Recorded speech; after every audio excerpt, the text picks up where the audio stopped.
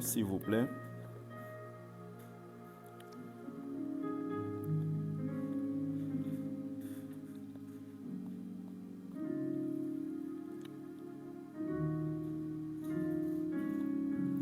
Nous allons lire plusieurs textes. Premièrement, Exode chapitre 15. Exode chapitre 15, du verset 23 au verset 26.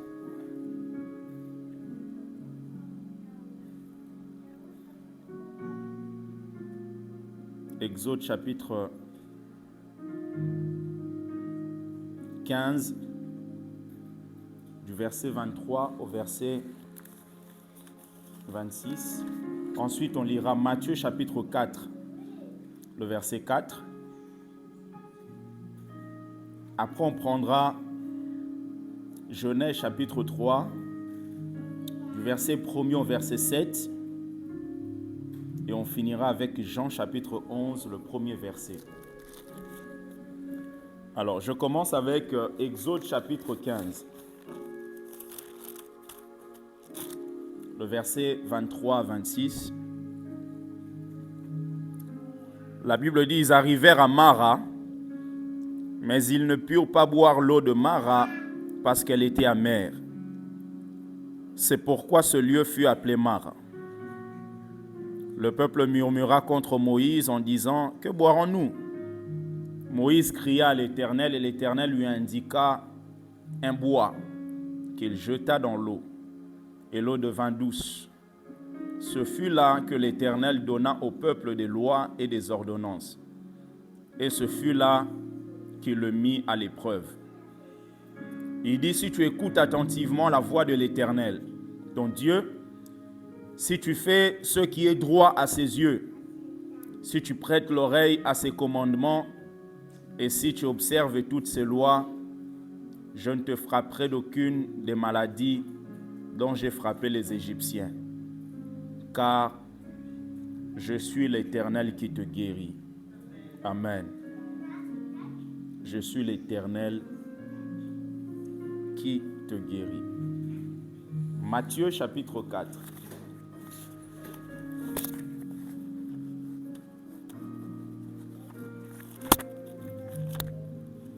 Matthieu chapitre 4, le verset 4.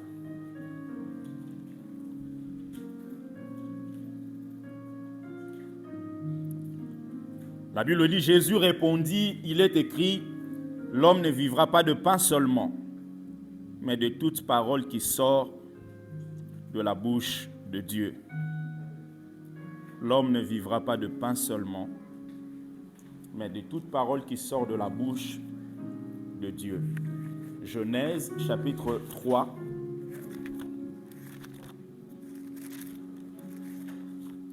Du verset 1er au verset 7.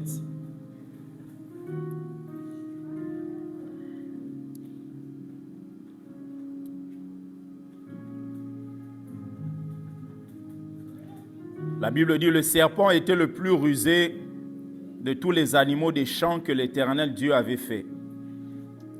Il dit à la femme, Dieu a-t-il réellement dit, vous ne mangerez pas de tous les arbres du jardin?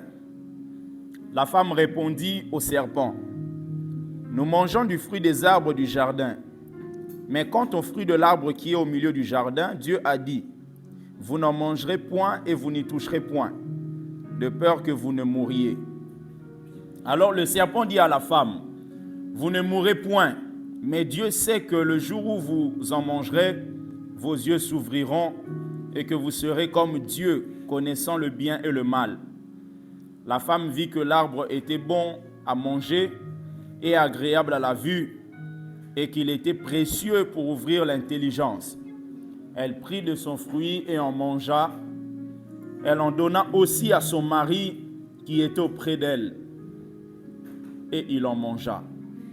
Le verset 7, les yeux de l'un et de l'autre s'ouvrirent.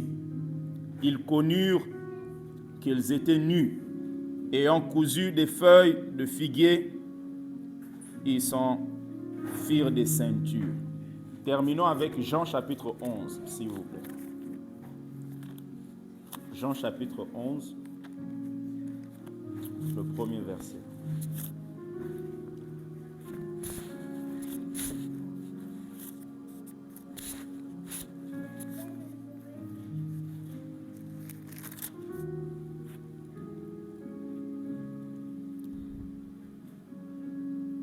Jean 11, verset 1.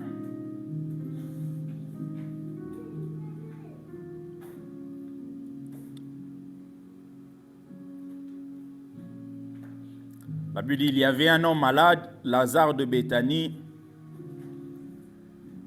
village de Marie et de Marthe, sa sœur. Je saute, je vais au verset 11.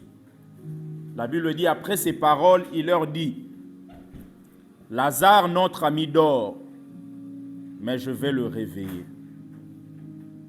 Après ces paroles, il leur dit, Lazare, notre ami, dort, mais je vais le réveiller. Alors, bien aimé, je vais partager avec nous ce thème qui est basé sur la guérison et l'écoute de Dieu. La guérison et l'écoute de Dieu. Vous savez, Dieu veut que chacun de nous soit guéri. Dieu veut que nous soyons guéris au niveau de notre corps, au niveau de notre âme, mais aussi au niveau de notre esprit. Parce que tout homme qui n'a pas Christ, cela signifie que son esprit est mort. Parce que lorsque l'homme a péché, c'est son esprit qui a été détaché de l'esprit de Dieu. Et donc, quand quelqu'un se convertit, cela veut dire que son esprit a été vivifié. Parce que celui qui n'a pas Christ, son esprit est mort. La personne a l'âme qui fonctionne, a le corps qui fonctionne, mais son esprit ne fonctionne pas. Et comme on adore Dieu en esprit et en vérité, on ne peut pas être adorateur aussi longtemps que notre esprit n'a pas été vivifié. C'est la raison pour laquelle il faut passer par la nouvelle naissance pour que l'esprit soit apte à pouvoir recevoir les choses de Dieu. La Bible dit, nous avons été régénérés non par une semence corruptible. Ça, c'est l'apôtre Pierre qui le dit. Mais par une semence incorruptible, par la parole vivante et permanente de Dieu. Bien aimé, Dieu veut que ce jour, chacun de nous soit guéri. C'est pour cela que je vous ai donné le texte d'Exode. Le peuple d'Israël, j'ai eu à mentionner ça ici une fois, était esclave en Égypte. Vous vous rendez compte, vous êtes esclave pendant au moins 400 ans. C'est quelque chose que Dieu avait dit déjà à Abraham, leur père, dans Genèse chapitre 15. Ils sont esclaves et finalement Dieu fait grâce qu'ils soient libérés. Vous savez, quelquefois on est dans des situations et Dieu par sa grâce, il nous fait grâce d'être libérés de cette situation. Mais des fois lorsqu'on sort de cette situation, on pense que la vie sera rose. On pense que tout va rouler sur des roulettes. Peut-être j'étais au chômage. Dieu m'a fait grâce de pouvoir aller à un entretien, avoir un travail. Des fois, on pense que tout va commencer à rouler comme sur des roulettes. On oublie qu'il y a des choses qui peuvent arriver ensuite.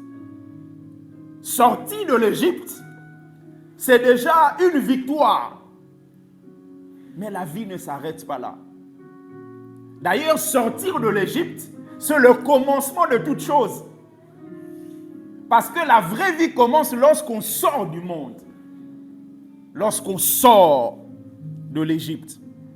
Et finalement, lorsqu'ils sont sortis, la Bible nous montre que ce peuple a fait face à plusieurs obstacles, à plusieurs difficultés. Ils ont rencontré la mer qu'on appelle la mer de Mara. Le peuple avait soif. Dans le désert, il fait chaud. Donc, ce qu'ils avaient besoin, c'est de boire. Mais arrivé devant la mer de Mara, la Bible nous montre que la mer de Mara était amère. Ça nous est-il pas déjà arrivé de sortir d'une situation, mais arriver dans une autre situation où on pense qu'on va trouver la solution? Mais finalement, là-bas aussi, c'est amer. On sort d'un lieu, on pense que dans ce lieu-là, je vais trouver le réconfort. Mais finalement, arrivé en ce lieu-là, vous avez l'impression que c'est même pire qu'avant. Ils arrivent devant la mère de Mara. Mara, sa mère est amère. Et finalement, le peuple a commencé à murmurer contre Moïse. Pourquoi tu nous as fait sortir de l'Égypte? Mara en hébreu signifie amertume. Au-delà du fait que le peuple a trouvé la mer qui était amère, il faut comprendre que Dieu vous enverra dans des lieux, pas par hasard. Dieu vous enverra dans des lieux pour pouvoir vous enseigner.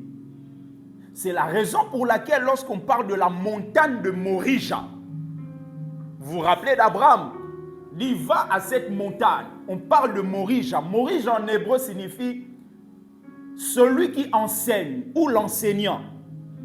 C'est-à-dire que lorsque Dieu prend Abraham, de là où il a pris, il l'emmène pour l'enseigner quelque chose. Dieu vous prendra dans la situation dans laquelle vous êtes. Il vous emmènera dans une autre situation pour pouvoir vous enseigner quelque chose. Il vous fera sortir du point A pour vous emmener au point C afin de pouvoir vous enseigner quelque chose. Dieu voulait enseigner au peuple que vous êtes amer. Vous savez, dans la vie, quelquefois, on est amer. On est amer, on commence à rejeter toute chose. On commence à rejeter toute proposition. On commence à rejeter toute opportunité. Parce que peut-être le passé nous a fait du mal. On a été trompé. On a été abusé. On a reçu des mauvaises paroles. Et finalement, des fois, on ferme la porte. Pourquoi? Parce que on n'arrive pas à recevoir l'instruction de Dieu. Et Dieu, dans tout ça, il dit au peuple, je suis le Dieu qui te guérit. Malgré tout ce que tu as traversé, moi, je suis là pour guérir ton âme. Je viens simplement t'emmener ici pour que toi, tu comprennes que tu n'es pas par hasard dans une mer qui s'appelle amertume. Ce n'est pas par hasard. Ce n'est pas par hasard que quelquefois quand tu dors, tu reçois des mots précis. Ce n'est pas par hasard. Tu peux dormir comme ça, tu reçois des mots, c'est même sans phrase, juste des mots. Fortifie-toi, fortifie-toi, fortifie, fortifie, force, force. Bien aimé, ce n'est pas par hasard que tu entends ça. Dieu a plusieurs manières de pouvoir nous communiquer quelque chose. Le langage de Dieu est divers. Dieu peut utiliser n'importe quoi pour parler. Il peut utiliser même l'âne dans la Bible pour pouvoir parler. Dieu peut utiliser un fou pour pouvoir parler. On raconte l'histoire de cet homme qui allait avec une femme qui n'est pas sa femme dans un hôtel. Il allait pour faire l'adultère. Mais finalement, pendant qu'il allait, il a vu un fou en train de venir. Le fou vient, vous savez le fou de Kinshasa là, vous le voyez de loin, vous savez que c'est le fou. Ici, des fois, il y a des gens qui sont fous, mais ils sont propres. Tu le vois de loin, il arrive, lui il est là, il passe avec sa femme, l'hôtel est à quelques mètres. Et le fou vient. Le fou était calmé. Quand il arrive devant eux, il commence à parler. C'est-à-dire que le monsieur lui-même, il est devenu juste. Comment un fou peut dire que celui qui va commettre les cobes aujourd'hui va mourir? Bien aimé, Dieu peut utiliser un fou juste pour t'enseigner, te montrer que la voie que tu as suivie, ce n'est pas la bonne voie. C'est pour cela que je prie Dieu, toutes les circonstances que tu vas rencontrer en cette année, que tu puisses comprendre l'enseignement de Dieu. Qu'est-ce que Dieu veut que tu retires de tout ce que tu as connu? Dieu veut nous guérir. Et la guérison de Dieu, se voit au travers des cicatrices. Au travers des cicatrices. Vous savez, quand vous regardez les cicatrices ne doivent pas être le fruit d'une certaine tristesse. Quand vous regardez les cicatrices, cela veut dire que la personne a été guérie. Les cicatrices sont le signe de la guérison. C'est la raison pour laquelle vous allez voir le jour où Jésus a été ressuscité. Jésus est venu voir les disciples. Et finalement, quand il a vu les disciples, dans Jean chapitre 20, tous les disciples n'étaient pas là. Thomas n'était pas là. Et finalement, la Bible dit, 8 jours après, il est revenu. Parce que Thomas disait aux autres qui lui avaient fait le compte rendu, qu'on a vu le Messie, le Maître était là. Il dit non, moi si je ne vois pas de traces sur ses mains et tout ça, je ne croirai pas. Comment se fait-il que Jésus est ressuscité, mais il est ressuscité avec des traces? Il est ressuscité avec des cicatrices. Parce que les cicatrices sont une bonne chose, qui montre que la résurrection est passée par là, qui montre que la guérison est passée par là. Bien-aimé, n'aie pas peur des cicatrices que tu as. C'est un témoignage que Dieu te donne pour montrer aux autres, toi aussi tu peux être guéri. Et finalement, quand il arrive, il voit Thomas, il dit, regarde, les cicatrices montrent que je suis passé par Golgotha. Je suis passé par Golgotha. J'ai connu toutes ces choses-là. Et finalement, la Bible dit, Thomas a cru. Et lui, il dit, tu as cru parce que tu as vu. Heureux ceux qui croient sans avoir vu.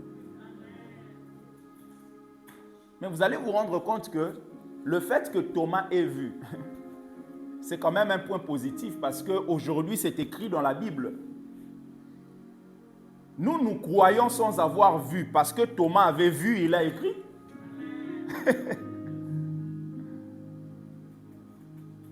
Thomas a vu et cela a été reporté dans la Bible. Mais nous n'étions pas là. Mais nous sommes derrière le témoignage de Thomas. Thomas avait vu, il peut attester qu'il y avait vraiment des traces sur ses mains. Des cicatrices. Des choses qui peuvent paraître sales. Mais des cicatrices que Dieu veut que tu retiennes. Il vient devant cet homme qui était à la piscine de Bethesda. Vous connaissez cette histoire, il lui dit, veux-tu être guéri? Il dit, mais je n'ai personne pour me jeter. Et ceux qui ne savaient pas, lui, il attendait à ce qu'on le jette parce que l'ange descendait, bougeait l'eau, et celui qui se jetait juste après l'ange était guéri. Lui, il dit, mais je n'ai personne. Mais il ne savait pas que celui qui était en face de lui, c'est celui qui est le maître même des anges. Quelquefois, bien aimés, nous sommes focalisés sur une issue, alors qu'il y a une issue beaucoup plus grande de l'autre côté. Quelquefois, on est focalisé sur une solution à gauche, à droite là, alors que Dieu réserve une grande solution de l'autre côté. La chose que nous devons faire par rapport à l'écoute de Dieu, comme on le verra, c'est d'être sensible à la voix de Dieu. Il dit, mais je n'ai personne. Et Jésus lui dit, prends ton lit et marche. Prends ton lit et marche. Cet homme a fait 38 ans dans la piscine.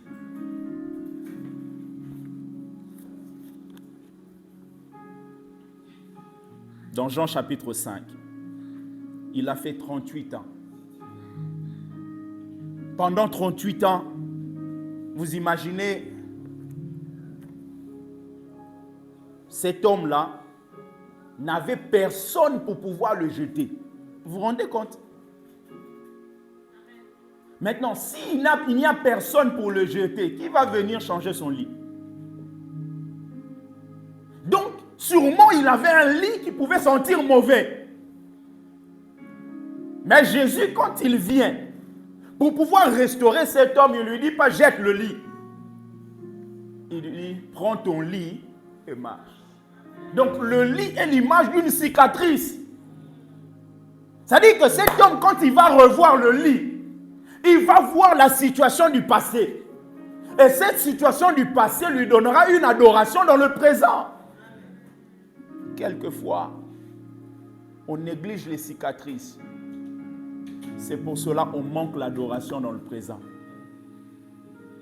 On néglige les cicatrices. Il y a des cicatrices où tu habitais chez quelqu'un, où on cachait la nourriture.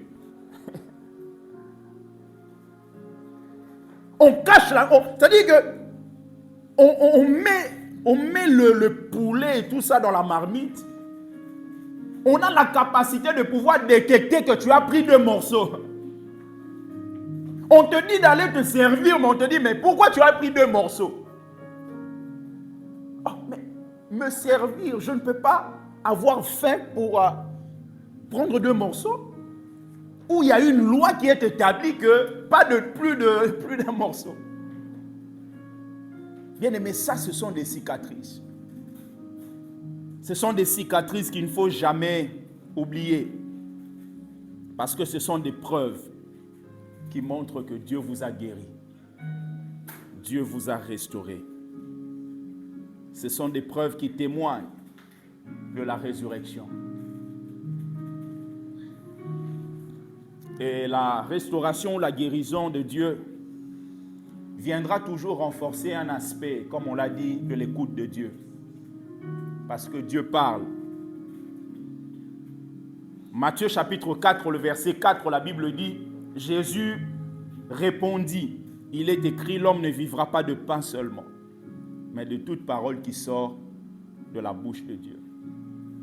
Il dit, l'homme ne vivra pas de pain seulement, mais de toute parole qui sort de la bouche de Dieu. Dans la version anglaise, la Bible dit, de toute parole qui sort constamment de la bouche de Dieu.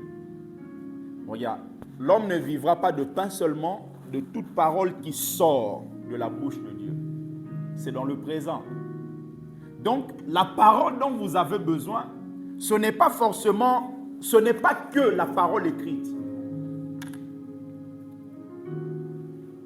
Parce que la parole dont il s'agit ici, c'est le réma. C'est-à-dire, c'est une révélation que Dieu vous apporte. Par exemple, vous ne trouverez pas dans la Bible, là où il y a écrit le prénom, par exemple, de votre enfant. Il y a des gens qui donnent leur enfant le nom de Cédric. Est-ce que Cédric, c'est dans la Bible? Alors que vous pouvez recevoir une révélation qui vous dit que vous devez appeler votre enfant Cédric. Donc, l'homme ne vit pas que du pain, mais vit au-delà même de ce qui est écrit, vit par la révélation de Dieu au quotidien. C'est-à-dire que constamment, je suis à l'écoute de Dieu pour recevoir ce qu'il a à me dire. Il vit du réma, de la parole révélée. C'est ce qui fait que quelqu'un puisse être bâti quelque part. Regardez Jésus, il dit à Pierre, il dit, tu es Pierre, sur cette pierre, je bâtirai mon église. Il dit ça suite à quoi? Suite au fait que Pierre ait révélé son identité de Christ. Il dit, qu'est-ce que les gens disent de moi? Il dit, mais certains disent que tu es Jean-Baptiste, d'autres disent que tu es l'un des prophètes. Il dit, mais vous, qui dites-vous que je suis? Parce que dans la vie, il y a toujours ce que le monde peut dire. Il y a ce que la foule peut dire. Il y a aussi ce que les disciples de Jésus peuvent dire. Bien aimé, ne soyez pas dans la foule. Ne vivez pas ce que tout le monde dit. Ne dites pas ce que tout le monde dit et prononce. Il y a des gens qui sont toujours en train de suivre la masse. La voix du peuple, ce n'est pas la voix de Dieu. Les gens peuvent être nombreux, mais être dans l'erreur. Les gens peuvent être nombreux, mais être dans les bêtises. Je peux être seul, mais avec Dieu, j'aurai toujours raison. Bien-aimé, n'aie pas peur de marcher à contre-courant dans la vie. Parce que même la vie est comme un bateau à contre-courant. Il faut apprendre à avancer. À contre-courant, si tu n'avances pas, tu recules. C'est la raison pour laquelle ne t'arrête pas. Avez-vous déjà vu un bateau à contre-courant stationné? Dans la vie, ceux qui stationnent finissent par se retrouver en bas. Continuez à avancer. Continuez à avancer. De toute parole qui sort de la bouche de l'Éternel. Par exemple, quand vous priez, vous ne verrez pas le nom de votre future femme dans la Bible, non. Mais Dieu peut vous révéler ça. Dieu peut vous dire que votre femme va s'appeler Francine, par exemple. Sans même que vous l'ayez connue. Et vous allez voir quelques temps après, vous rencontrez quelqu'un qui s'appelle Francine. Eh Seigneur, ça s'accorde avec ce que tu m'avais dit. Mais ce que Dieu vous a dit là n'est pas venu directement de la parole écrite, est venu du Réma, de la parole que tu reçois d'une manière quotidienne. C'est pour cela même pour la vie de tes enfants, tes projets. Bien aimé, sois à l'écoute pour recevoir l'instruction du moment. Qu'est-ce que Dieu veut pour ma vie maintenant? Maintenant, qu'est-ce qu'il veut? Maintenant, ce qu'il va vous dire comme étant une révélation ne viendra jamais contredire la parole écrite. Vous ne pouvez pas recevoir une révélation qui dit non, Jésus est un pécheur. Ça, ce n'est pas une révélation qui vient de Dieu. Parce que c'est une révélation qui vient contredire la parole écrite. C'est la raison pour laquelle la Bible dit qu'il faut examiner toute prophétie. Mais examiner sur base de quoi? Sur base de ce qu'on a reçu comme le canon. Est-ce que quelqu'un peut dire Amen? De ce qu'on a reçu. Genèse, chapitre 3, du 1er au 7e verset, on l'a lu. Parce qu'il faut savoir que lorsque Dieu nous parle, l'ennemi est là aussi pour contrecarrer ce que Dieu nous dit. Il est là pour contrecarrer ce qu'on reçoit de Dieu. La Bible dit, dans 1 Pierre chapitre 5, le verset 8, « Soyez sobres, veillez, votre adversaire le diable rôde, comme un lion rugissant, cherchant qui le dévorera. Résistez-lui avec une foi ferme, sachant que les mêmes souffrances sont imposées à vos frères dans le monde. » La version Semeur dit, « Ne vous laissez pas distraire, soyez vigilants. Votre adversaire, le diable, rôde autour de vous comme un lion rugissant qui cherche quelqu'un à dévorer. » Dieu nous parle et l'ennemi est là pour pouvoir contrecarrer ce que Dieu est en train de nous dire. Regardez comment Dieu a parlé à Adam. Si le serpent arrive à voir Adam, alors qu'Adam n'avait jamais connu le péché, à combien plus forte raison nous qui vivons sur cette terre? C'est la raison pour laquelle il faut être vigilant et être sobre. Vaquer toujours à la prière. La Bible dit que le serpent était le plus rusé de tous les animaux des champs que l'Éternel Dieu avait fait. Et ce serpent dit à la femme, Dieu a-t-il réellement dit? Ça, c'est la phrase qui a bouleversé toute chose. Dieu a-t-il réellement dit? Vous savez, il y a des gens qui viennent dans votre vie, ils ne viennent pas avec des solutions. Ils viennent avec, premièrement, des questions. Des questions qui font suite à ce que vous vous dites. Pourquoi? Parce que c'est la meilleure manière pour pouvoir tromper quelqu'un. Parce que lorsque la question vient, la question amène toujours quelqu'un à pouvoir se réfléchir. C'est-à-dire que vous pouvez dire quelque chose parce que c'est déjà arrêté. Mais la personne viendra vous dire, mais est-ce que tu es sûr? Tu avais déjà décidé qu'aujourd'hui là, je vais aller acheter ça pour mes enfants. Mais lui il dit, tu es sûr? En même temps, le train que tu devais prendre, tu commences à réfléchir, tu rates le train. C'est-à-dire qu'il y a des gens qui sont comme, il te ramènera des questions simplement pour te tromper par rapport à ce que tu as pris comme initiative. Dieu a-t-il réellement dit?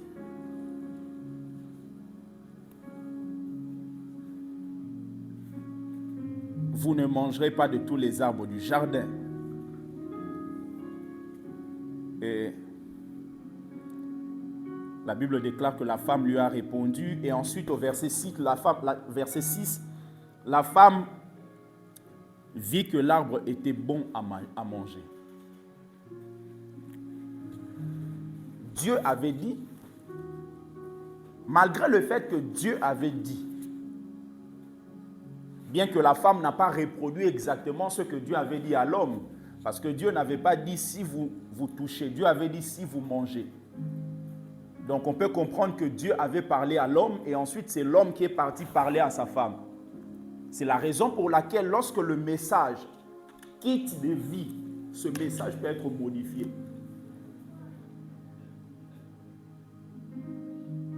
On m'a dit, ta mère ceci, qui t'a dit? L'autre. Tu vas chez l'autre, l'autre. Donc quand le message a quitté là-bas, peut-être le message n'avait pas la même portion que toi, ce que toi tu as reçu ici.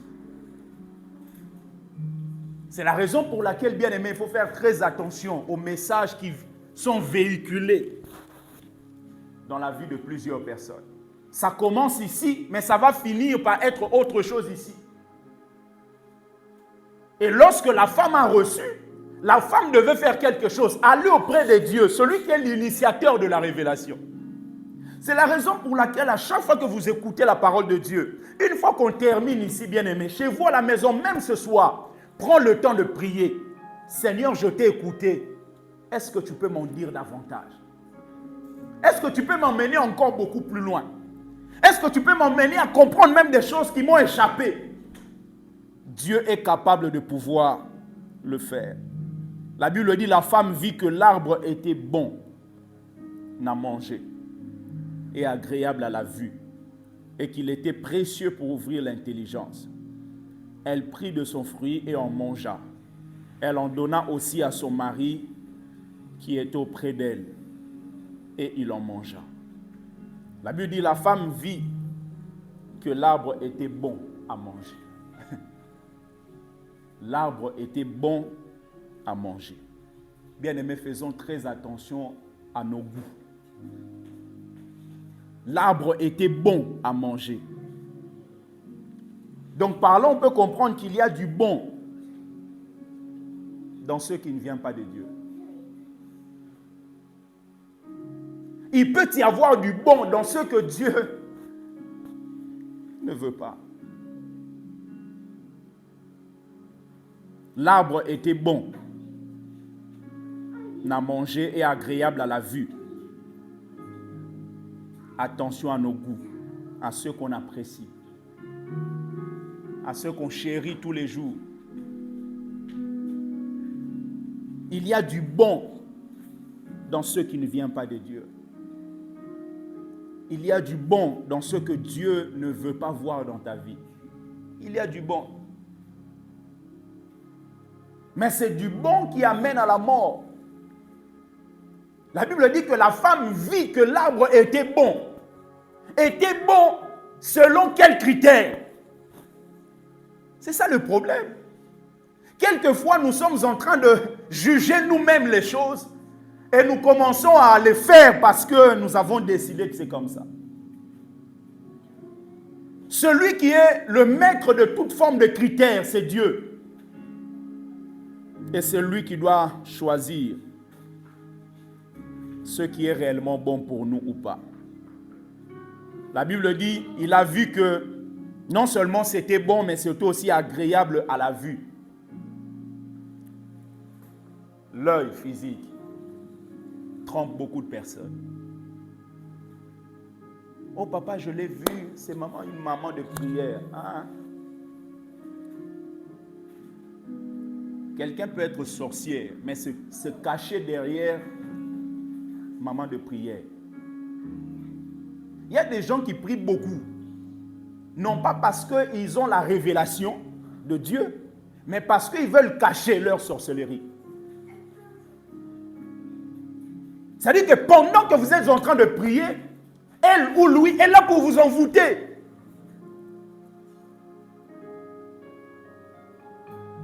Agréable à la vue, leur physique trompe.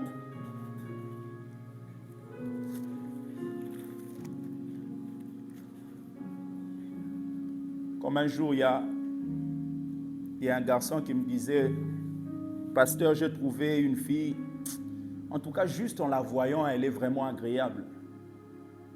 Je me suis dit, juste en la voyant, elle est agréable.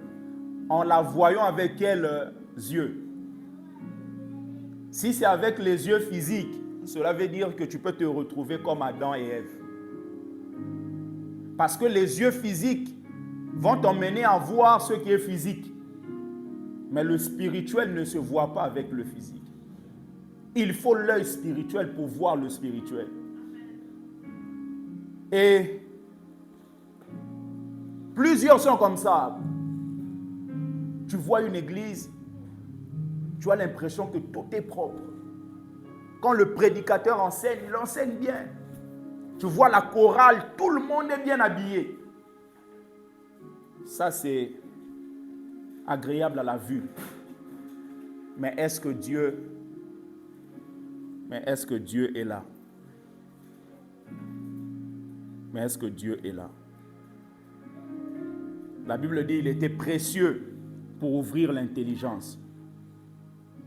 Précieux pour ouvrir l'intelligence. Donc, comme c'était précieux pour ouvrir l'intelligence, cela signifie que Dieu cachait quelque chose à l'homme. Et c'est ce que Satan fait toujours dans nos vies. Il vient te voir pour te montrer que Dieu est en train de cacher quelque chose que tu peux bénéficier. Il va te dire, mais Dieu ne t'aime pas suffisamment. Parce que s'il t'aimait suffisamment, il allait te permettre de manger ça. Bien aimé, l'interdiction de Dieu ne signifie pas que Dieu ne t'aime pas. D'ailleurs, Dieu nous interdit parce qu'il nous aime. Dieu nous interdit parce qu'il nous aime, il veut nous préserver. Dieu te cache ça. Dieu te cache ça. Dieu te cache ça. Parce que notre perception est limitée. La Bible dit, telle voie paraît droite à un homme, mais son issue, c'est la voie de la mort. La voie de la mort. Le serpent, quand il vient, il ramène la confusion. Il ramène la condamnation. Il ramène la peur. Il ramène le manque de paix. À chaque fois que vous entendez la voix et que cette voix vous enlève la paix, ce n'est pas la voix de Dieu. À chaque fois que vous entendez une voix, soit la voix d'un homme, que ce soit la voix d'une femme, que ce soit la voix d'un groupe, si cette voix vous enlève la paix, ce n'est pas la voix de Dieu. Dieu, quel que soit ce que vous êtes, quel que soit ce que vous faites, ce qu'il vous dira finira par établir la paix dans votre cœur. Finira par le faire. Et Dieu, quand il vous parle, il ne vient pas avec des contradictions. Mais ça, c'est la manière de faire de l'ennemi. Il vient avec des contradictions. Dieu, quand il vous parle, il révèle sa nature. Dieu est amour. Dieu ne peut pas vous parler si au travers de ce que vous entendez, vous ne ressentez pas l'amour de Dieu. Non. À chaque fois que Dieu vous parle, quel que soit dans le grand trou que vous êtes, il finira par vous dire, dans mon amour, je te tends la main, il faut que tu sortes de là. Mais le diable, il viendra pour t'enfoncer. Parce que le diable ne veut pas que tu puisses réussir. Il veut détruire, voler et égorger. Il ne veut que ça. Le voleur ne vient que pour détruire, voler et égorger. Mais le Fils de l'homme est venu afin que les brebis aient la vie et la vie en abondance. Celui qui vient pour que les gens aient la vie, il ne vient pas pour détruire, il vient pour sauver. C'est la raison pour laquelle lui, il tendra toujours la main. Quel que soit le trou dans lequel vous pouvez vous trouver, que ce soit cette année, l'année prochaine, mois prochain, dans 3 mois, dans 6 mois, bien aimé, comprenez que Dieu, quand il vient vers vous, il viendra toujours afin de tendre son bras d'amour. afin de vous dire, sortez de là. Ça ne vous correspond pas. Ce n'est pas cette vie que j'ai destinée pour toi. Ce n'est pas cette vie-là. C'est la raison pour laquelle le message d'amour, comme on dit amour éternel, l'amour de Dieu, le retour de Jésus, le message d'amour, c'est un message qui ramène la transformation dans la vie de quelqu'un. Comment celui qui m'a tant aimé, je peux continuer à vivre cette vie qu'il ne veut pas? Comment je peux dire que je l'aime tant, mais je fais toujours le contraire de ce que lui veut? À un moment, on va douter de cet amour. Comment vous pouvez dire que vous aimez toujours votre mari, mais jamais vous faites ce qu'il vous dit? On va douter un moment de cet amour. À moins qu'il puisse vous demander des choses qui ne correspondent pas à la voix de Dieu. Vous êtes avec une femme à la maison ou un homme à la maison. À chaque fois que tu lui dis, papa, donne-moi un verre, il refuse. À chaque fois que tu lui dis, donne-moi ces chaussures-là, il refuse. Non, lui, il n'accepte rien. Un moment, même s'il dit, je t'aime, un moment, tu vas commencer à douter de ça. Dieu nous a tant aimés. Et comment se fait-il que jour après jour, on peut continuer à faire le contraire de ce que lui veut? C'est la raison pour laquelle quelqu'un qui comprend l'immensité de l'amour de Dieu comprendra combien sa vie doit être en règle avec ce que Dieu veut. C'est pour cela qu'il faut crier à Dieu, Seigneur, j'ai besoin de toi. J'ai besoin de toi. Lazare était mort. Et la Bible déclare que après ces paroles, Jésus leur dit, Lazare, notre ami, dort. Mais je vais le réveiller.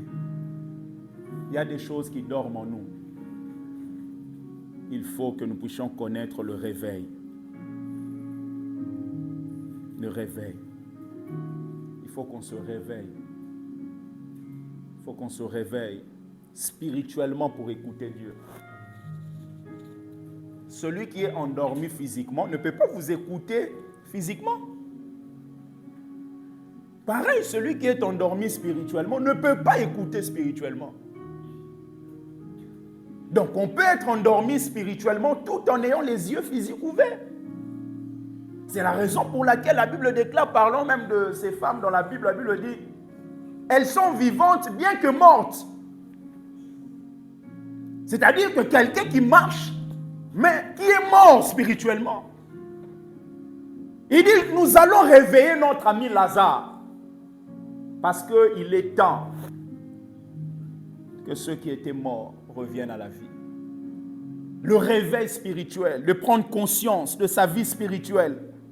Le temps du réveil, l'heure de se réveiller. Romains chapitre 13. Je vais terminer avec ces textes.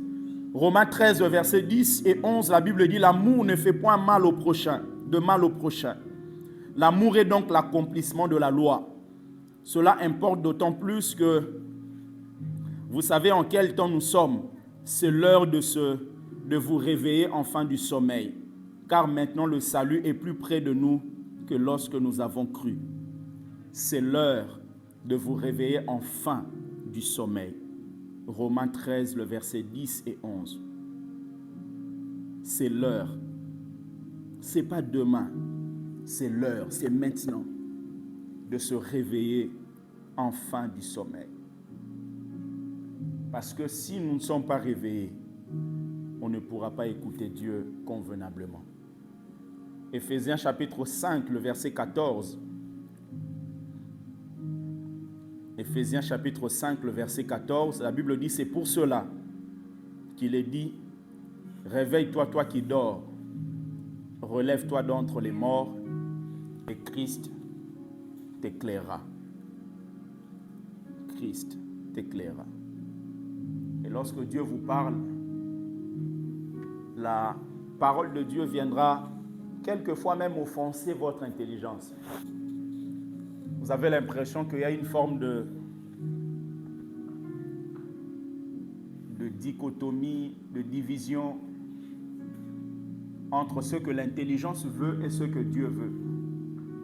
Parce que l'intelligence est dans la dimension de l'âme. Mais Dieu, quand il vient vous parler, lui ne vient pas dans la dimension de l'âme, il vient dans la dimension de l'esprit. C'est la raison pour laquelle il faut être spirituel. Celui qui est spirituel signifie son esprit en tant qu'humain est attaché à l'esprit de Dieu. 1 Corinthiens dit, celui qui s'attache à une prostituée devient avec elle une même chair. Mais celui qui s'attache à Dieu devient avec lui un même esprit. C'est-à-dire qu'il y a une forme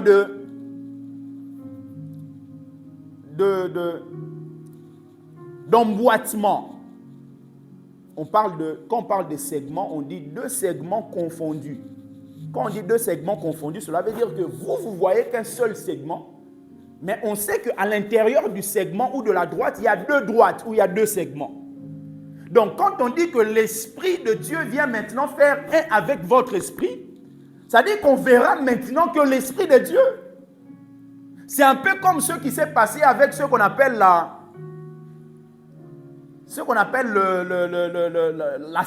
Sainte-Seine. Regardez ce que Jésus dit. Il dit,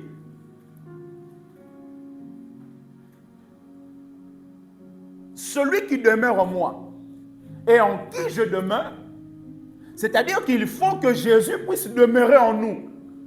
Or, lorsqu'on prend la Sainte Seine, on prend le pain qui est l'image du corps, le vin qui est l'image du sang. Or, la vie est dans le sang. Tel que vous êtes là, si on commence à vous vider le sang, dans peu de temps, vous mourrez.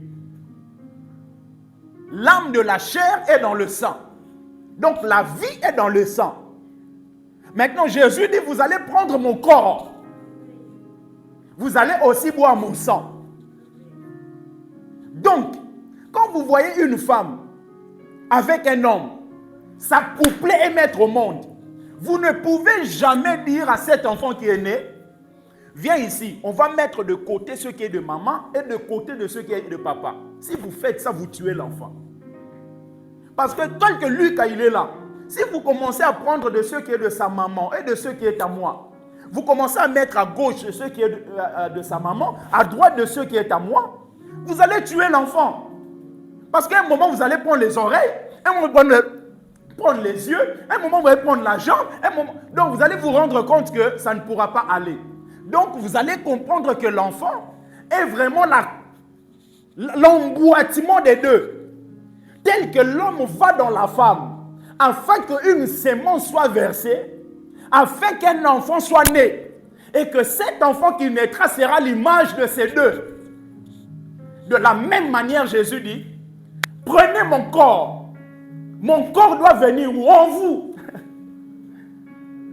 Mon sang en vous. Et une fois que ça vient en vous, il y a maintenant ce qui sortira de vous,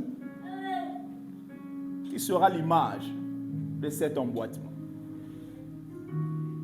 Il y aura de l'humain, il y aura aussi de divin. Sur cette terre, tous ceux qui marchent avec Dieu manifestent l'humain et le divin.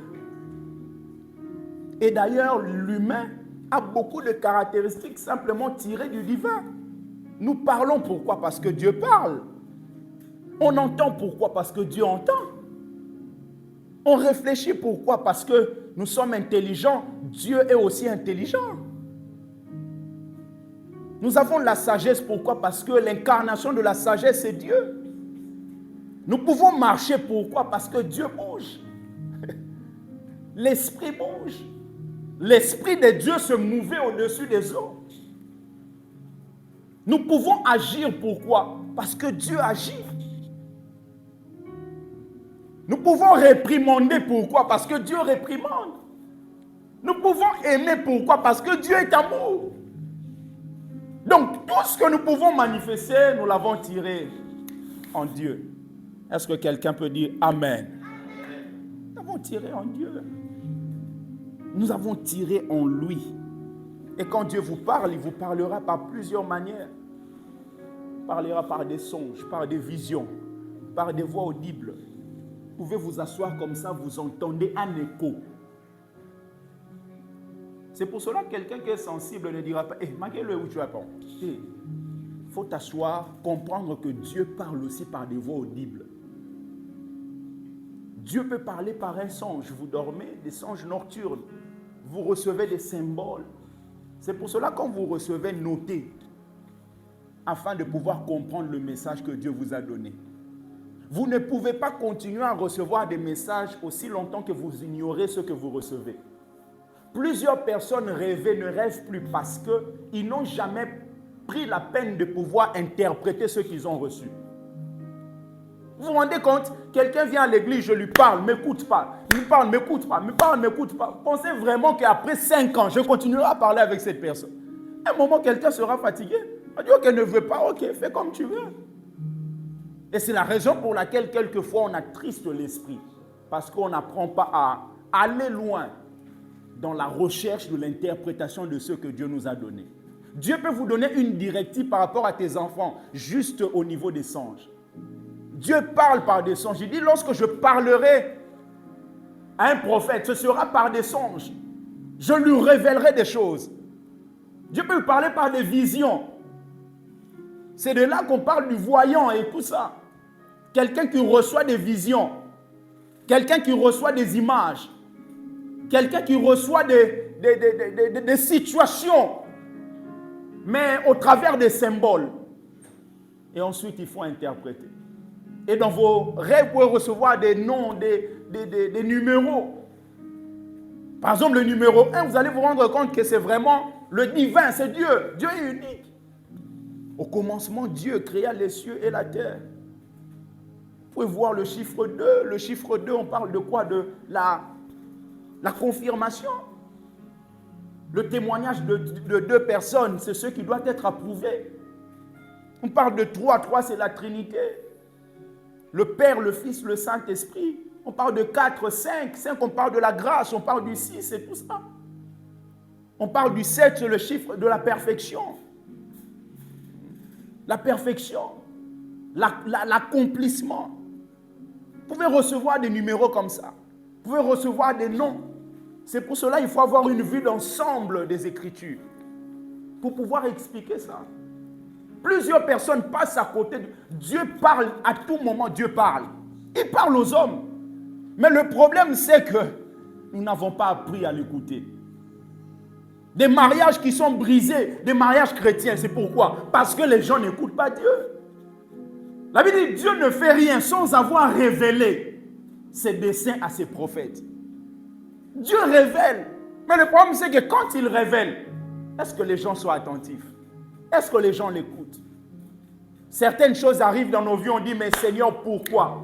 Mais lorsque tu vérifies dans le passé, tu vas te rendre compte que tu as été distrait. Il y a un signe que Dieu t'avait donné, mais tu n'avais pas maîtrisé. C'est la raison pour laquelle en 2023, bien-aimé, je prie que tu ne sois pas surpris par les événements. Que tu ne sois pas surpris par les événements. Que Dieu bénisse sa parole. Est-ce qu'on peut acclamer le Seigneur?